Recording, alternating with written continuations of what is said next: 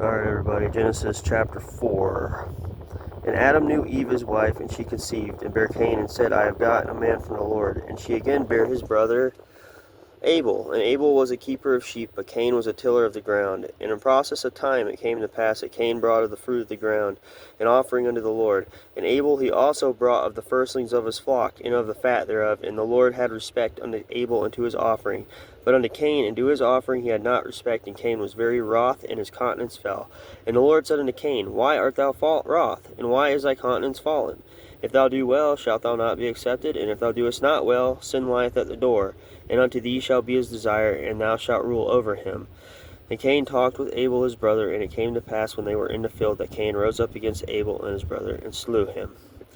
Alright, so the first two men ever born. We have one, Abel, who understood the concept of constitutionary or substitutionary atonement, knowing that someone would have to die in his place for him to be right with God. Wherefore he offered an animal sacrifice to the Lord. And Cain thought that he could be right by his own works and brought some vegetables. Now we see that the Lord did not respect Cain's offering. It's a problem with so many people today. So many people today think that we can be right with God by our own works. It's only by what Jesus Christ did for us on the cross can we be saved. Jesus, 2,000 years ago, paid for our sins on the cross. And by receiving what he did for us can you be saved. And only by his righteousness can we hope to be saved. I would like to point out some verses to you.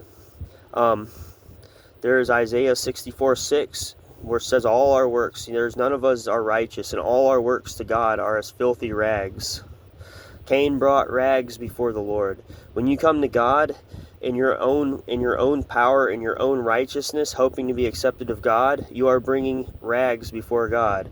The only sacrifice that the Lord will receive is the one offered by his Son on the cross 2,000 years ago. And that's offered to you freely, to be put onto your account.